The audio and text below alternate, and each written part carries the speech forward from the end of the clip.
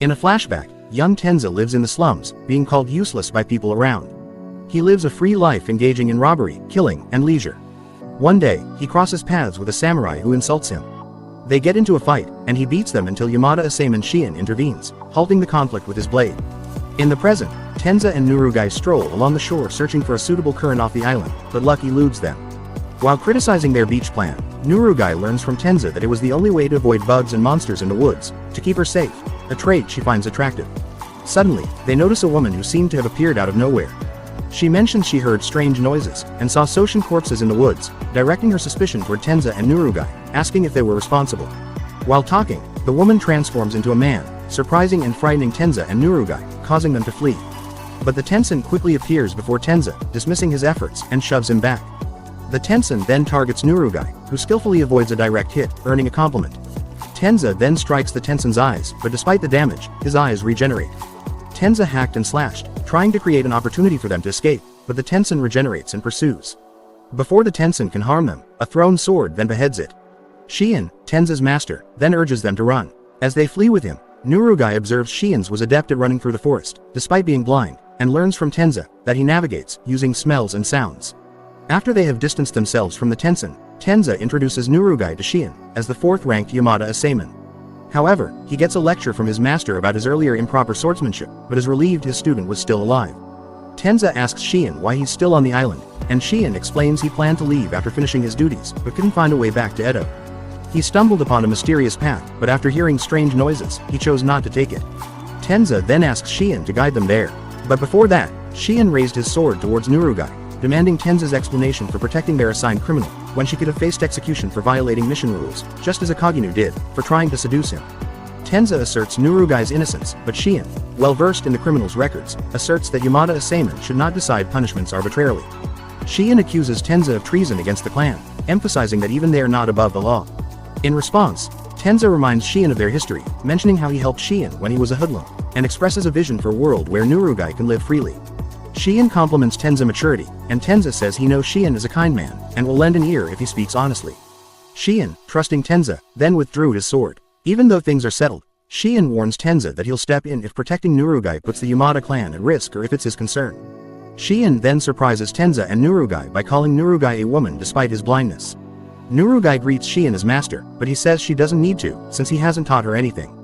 Before he led them to the current he found, Shiin advises caution regarding the monster they had just encountered, and Tenza suggests he doesn't worry, as they could flee like they just did. Only, the Tensen suddenly shows up behind Tenza and Nurugai, telling them they underestimated her. Shiin pulls them aside, saving them. But then Shiin's throat began to bleed, as the Tensen had struck too fast. The Tensen is impressed by Shiin's quick reaction to avoid a fatal strike, meant to take off his head. Tenza attacks but can't land a hit, as the Tensen effortlessly dodges his sword swings, being well adjusted to his moves. Annoyed by the constant attacks, Tensen opts to kill Tenza instead of letting him transform into Tan. Realizing they won't be able to escape due to Shiin's injuries, Tenza tries to use Tameshi Ido Ryu Ogi Shinosukuame, but the Tensen dodges his attacks, effortlessly, and poked holes into his body with a flick of her finger, shocking both Nurugai and Shiin. In a flashback, young Tenza questions Shiin about why he chose to rescue him from the streets. Shiin clarifies that despite his job involving taking lives, he aims to help people and saw potential in Tenza despite his tough exterior. Tenza replies, expressing his difficulty understanding Shiin's intent to help. Later, during practice, Tenza, frustrated by his loss to Shiin, shares his belief that pursuing samuraihood is pointless. Shiin corrects his mistakes, explaining that the acquired sword skills can be useful for protecting something in the future, even if becoming a samurai is not Tenza's goal. Shiin makes Tenza glance at the cherry blossom tree. He likens the buds to Tenza, symbolizing potential growth. But remembering people calling him useless on the streets, rejects Shiin's words, and wants to quit. Shiin then challenges Tenza, saying he can quit only if he manages to land a hit on him, no matter the circumstances. After some time had passed, Tenza made the decision to break his promise to Shiin and depart. Aizen, however, noticed Tenza heading in the opposite direction of the Yamada dojo. Realizing that Tenza had indeed broken his promise, Aizen chose not to stop him from leaving, but instead requested that Tenza accompany him on a stroll before his departure. Aizen guided Tenza to a graveyard, where he pointed out the gravestone of a man named Teshin, who had been Shiin's former student and shared similarities with Tenza. Initially assuming that Shiin treated Teshin in a strict manner similar to how he treated him, Tenza listened as Aizen explained otherwise. Aizen revealed that Shiin, in the past, had been more focused on enhancing his swordsmanship rather than dedicating himself to teaching. This focus led to Teshin eventually leaving the dojo to live life on his own terms. He recounts the instance when Shion was tasked with executing a criminal, only to discover that Tensen, the criminal, was his former student. Shion hesitated momentarily before bringing down his blade, moved by Tensen's final words of apology. Aizen elaborates that this pivotal moment led to Shion's transformation, inspiring him to commit himself to the well-being of his students. Aizen suggests that Tenza, who recalls Shion's teachings about cherry blossoms, may find himself facing a similar path. Aizen then inquires whether Tenza intends to go back on his promise to Shion. Tenza returns to the dojo, seeking a spar with Shion. As he endeavors to land a hit on his master during their practice session, Tenza's mind retraces moments when he realizes he had never truly dedicated himself to anything in his life until the moment he made that promise with Shion. In the midst of their sparring, a contemplative thought crosses Tenza's mind.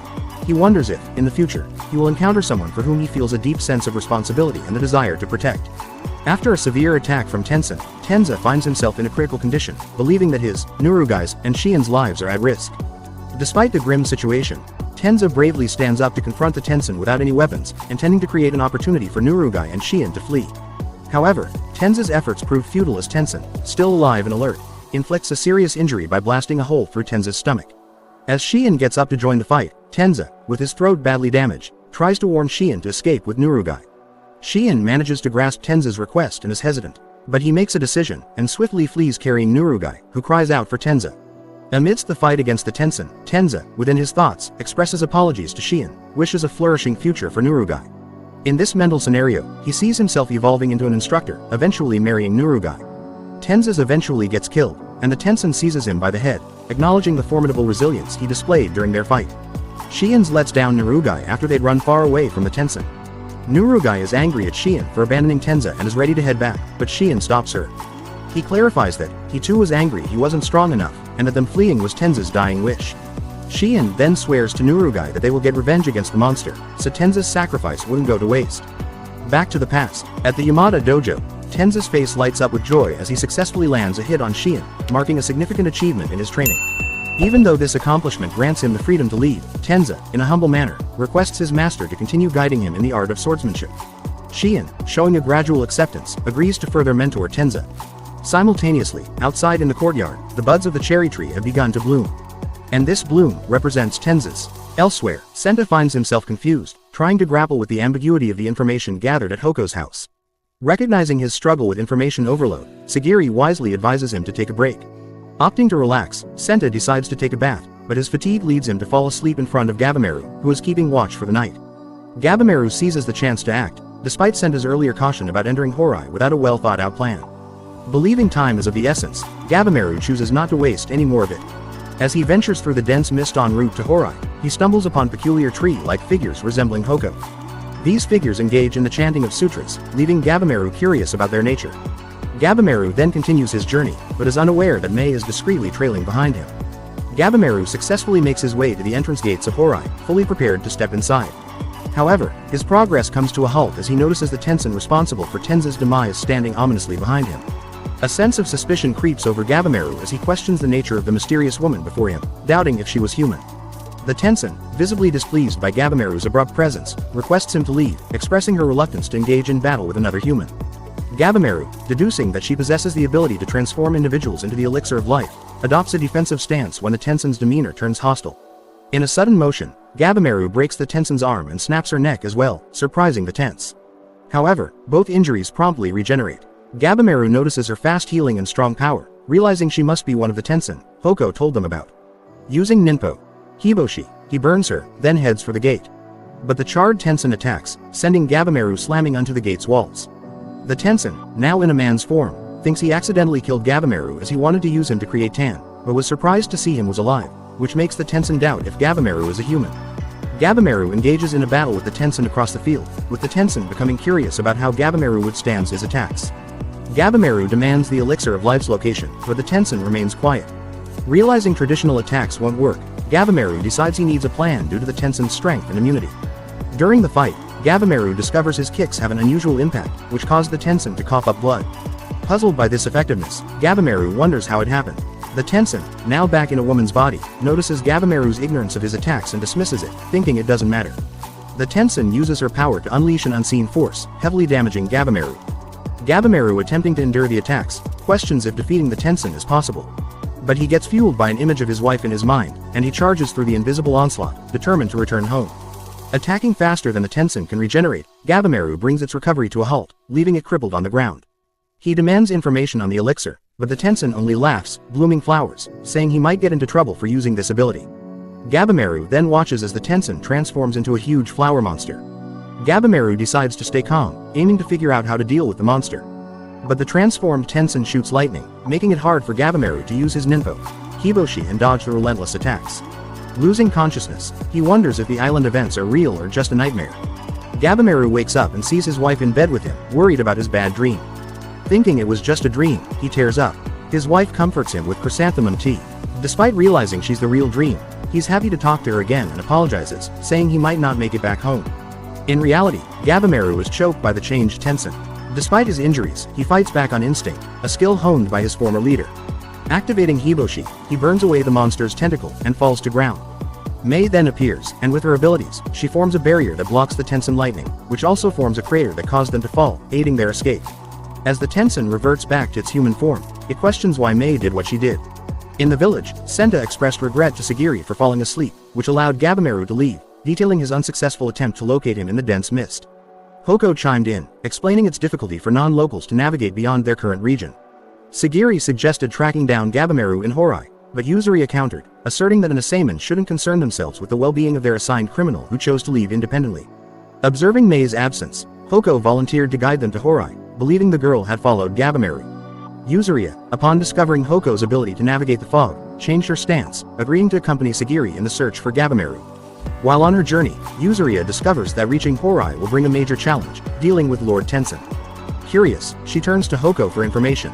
Hoko explains that Lord Tensen consists of 7 Sennin, split from a single Sennin who mastered mystic arts. He shares their names and recounts a transformation 1,000 years ago, which turned his people into trees. They then gathered in Hojo, aspiring for their souls to enter Hōrai. Hoko then encounters his daughter, the first in his family to undergo the transformation. Meanwhile, Sagiri, despite being a monitor, and shouldn't worry about the safety of her convict, silently hopes Gabimaru is safe. In Hōrai, the Lord Tensen members chat about their preferred gender, when Fugen Jode joins. They shift the conversation to the humans on the island, noting that the current group is unusual. Fugen Jode mentions finding dead bodies of the session, and criticizes Zhu Jin for letting the humans he encountered escape, leading to Zhu Fa using his palm to explode Zhu Jin's head. Fugen Jode reminds Zhu Fa to be polite since their family sticks together, and then emphasizes that only he can harm Zhu Jin. Zhu Fa then makes a report on the humans he dumped into the tan pit. Fugen Jode warns Zhu Fa not to underestimate the humans, especially the one who fought Zhu Jin. He's concerned they might escape and cause trouble. Fugen Jode also thinks dealing with other humans could be tough too and asks Zhu Jin if he killed the one they fought, and Zhu Jin confirms it, though he wasn't sure. Despite these issues, Fugen Jode believes they can handle anything and raises a tan-filled cup for each member. They then toast to eternity and their master. After drinking the elixir, Zhu Jin becomes youthful again, showing anger. Waking up in a rocky valley, Gabimaru remembers the tough creature he encountered. He figures teaming up with others might boost his odds against the Tensens. He then spots Tamaya Gantetsusai and Asaemon Yamada Asaemon Fuchi approaching the location. Gantetsusai notices Gabimaru be in state and wonders if it's Gabimaru time to kick the bucket. And with that, we conclude this episode. Please like and subscribe for the next. Thank you for watching.